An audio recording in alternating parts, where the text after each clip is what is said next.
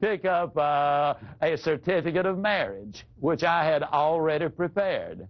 And the certificate of marriage would simply say, on this 28th day of August, 1993 or 2 or whenever, I, Zig Ziglar, agreed to marry John and Mary Smith. By this marriage, I agree to be available in time of need. I agree to stay abreast of all the tax developments and Social Security changes as they relate to the needs of John and Mary Smith. I agree to assume responsibility for giving them the best advice that my professional knowledge will permit. And I would simply say, the only thing that you agree to is this, to give Zig Ziglar the privilege of earning the right to serve. You put your okay here, we're in business. It was hilarious what generally happened.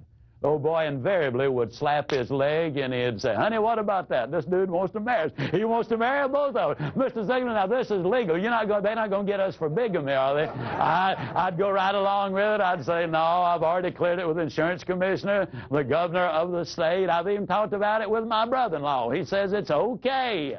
And invariably, with a big laugh and a huge flourish, he would sign the marriage certificate. I had beautifully typed his name in. It was on Corinthian script. It was beautiful parchment paper. Interestingly enough, I never once had a marriage certificate signed that I did not get the application signed. Now, how can you take that and use it in your life? Well, Hockfield and Associates is a firm up in Chicago, in the Chicago area. And Westminster, that Hockfield and Associates, is the gentleman who made this particular sale. He called on these people, and he was not getting any results at all. They sell private labels of various products to company, and here were the terms of agreement. When you buy a private label program from Hockfield and Associates and the Nice Pack Company, you also buy me. I am literally going to be married to the Shopco account. I will see that you receive the following: the finest products available for Shopco's valued customers, the best possible service, the fairest price, and he went right on down the list. And when we got to the bottom of it, he would simply say, and this is all you need to do to put this in force. First year, they sold over $500,000 worth of merchandise. They'd been calling on them for years. I've had any number of clients to say, this works. See, the marriage indicates that you're not going to hit and run, that you're going to be a permanent person with them. It ties it together. The marriage close has worked and works well.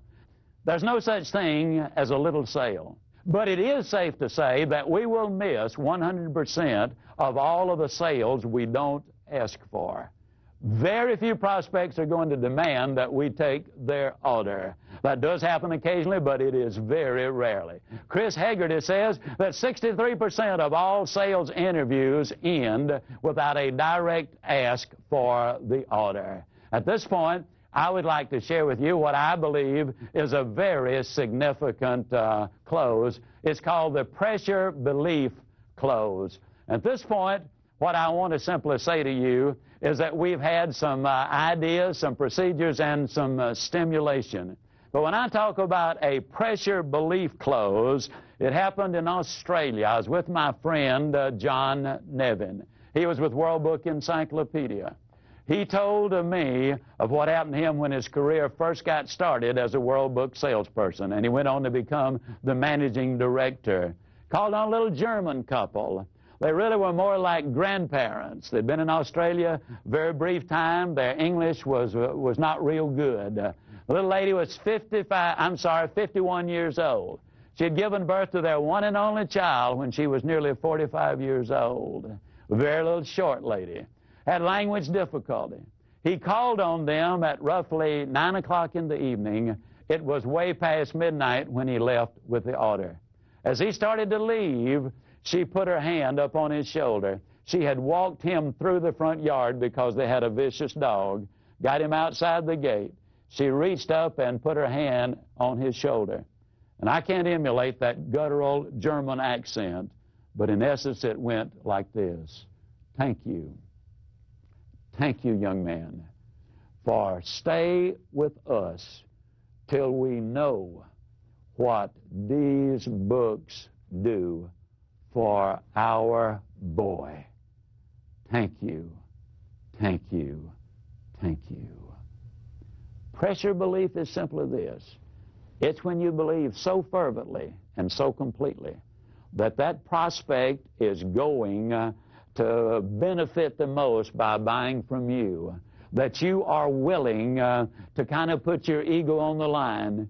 You're willing to take a slight risk, even on occasion of offending someone, by asking for the order of gain. Now, let me stress something. You got to do it pleasantly. You got to do it politely. You got to do it professionally. You must, by all means, do it with that person's interest at heart. But if you really believe they're the winner, you will become so professional in what you do. You will learn so many closes that you will be able, basically, to go forward with the conviction that you are rendering them a service. Now, only experience, judgment, and common sense will dictate to you what is the proper time and what is the proper amount.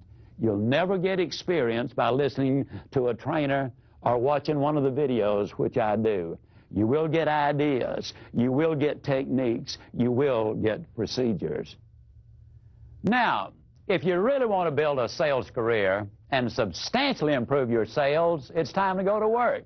I encourage you not only to read, but to study Secrets of Closing the Sale and my other book, Ziglar on Selling. Now, the reason I say that is this. You can learn a lot of closes and procedures and techniques, but unless you understand the philosophy and the psychology behind them, you will only be partially as effective. You will need to read the exact words many times. There are literally over 140 closes and over 800 questions in these two books that will help you to lead people to those decision tables. And then in order to get the voice inflections down, we have made audio cassettes of each of these videos, and while you're in your car, you need to be listening to them over and over and over. The SMEI International, Sales and Marketing Executives International, says the average professional salesperson spends 510 hours a year in the automobile. That means you literally can make it your sales university. You can learn procedures and techniques. You will really be able to make it a part of you so you can automatically and instinctively respond. You also are going to need to work very much with your manager, your associate, or your trainer.